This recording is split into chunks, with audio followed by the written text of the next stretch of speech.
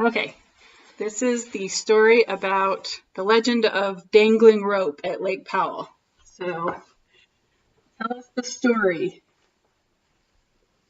Well, when I was in high school, the seminary teacher, Merlin Shaw, bought some surplus rafts to take trips from his ward down the Colorado River.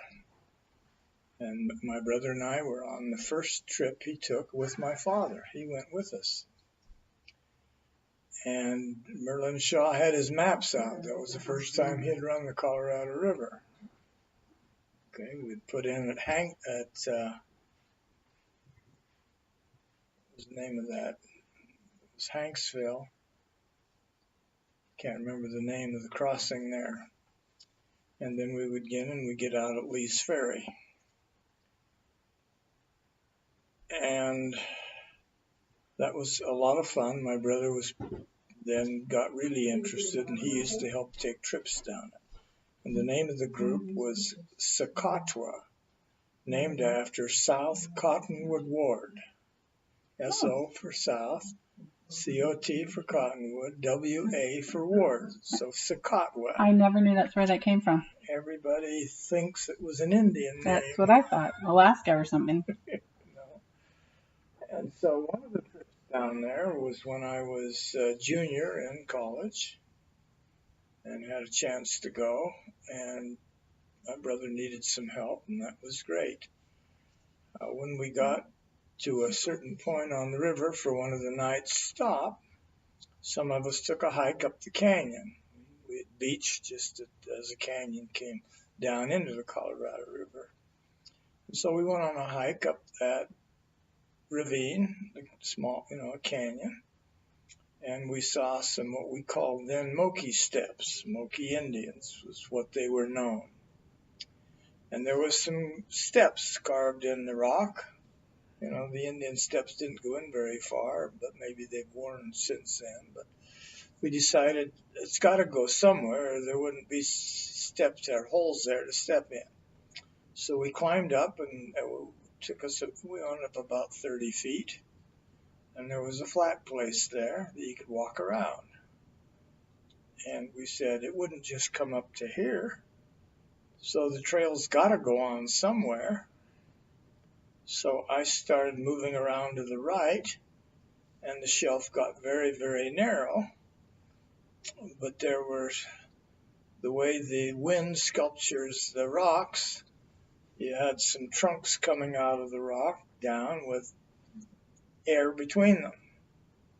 And so I'd hold on to those to get around to where it was wider. And the trail was wide just for a minute, and then it dropped off into nothing. So there was no trail, no steps, no reason to go that way, and there wasn't a way to get the other way because of the mountain.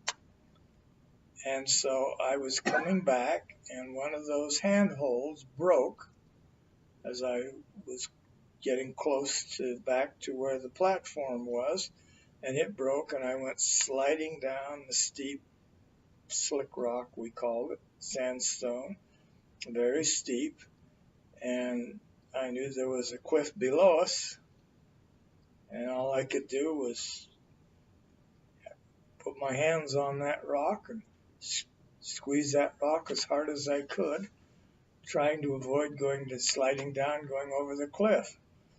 And I gradually slowed down, and there I was, pinned against almost a steep wall. I didn't dare let go with either hand for losing the grip, and yet I couldn't get my feet under me. And the ones that were there saw me there because I was close back to the platform portion of the trail. And they finally figured out that one could hold another and let them down further and plant his foot down far enough that I could let go and grab his foot and get both hands.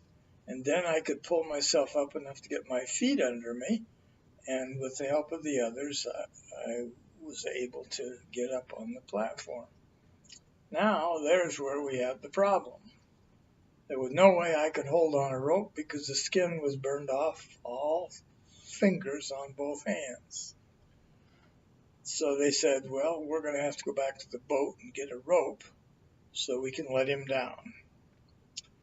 So they went back for rope, came back up, tied it around my chest, and lowered me down that cliff to the bottom.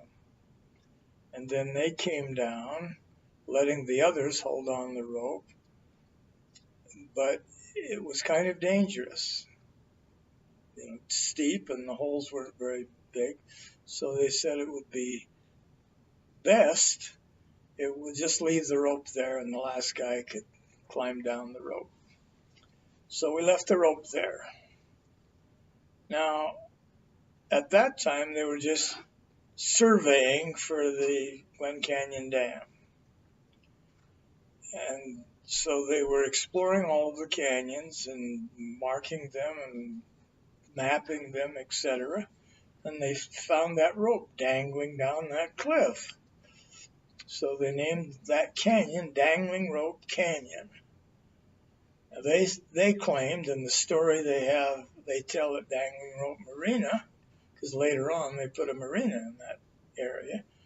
They claimed, well, some miners must have left it. So that's the story. That's the assumption they made. And I've been down there since, and I try and tell them that story's not correct. Because I created that situation for that rope hanging down the cliff. Well, I have to verify the story, so I'm going to jump in real here. We were at a family reunion in Bear Hollow Valley many years ago, and I asked his triplet sister, Janelle, if she would tell me some stories about my father that none of us knew. And she proceeded to tell us about this dangling rope story. And none of us had ever heard it before. None of my siblings or I had ever heard it before. And she said he came home and his hands were raw, and he never talked about what happened, but they knew from the friends and what had happened.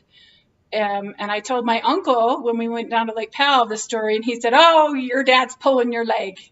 And I said, "No, because my dad never told me this story. This story is from my aunt that said he came home with raw hands." And so I can verify that that's true, that he didn't make this up, and he never told us his story until I asked him about it later on.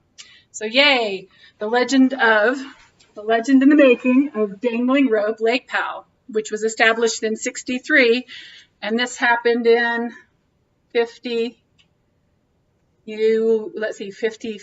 maybe? About 55, yes. Yeah, because it was before my parents got married. So yay, that's the 55, because I was a junior at the University of Utah at the time. There you go. Dangling rope legend right here.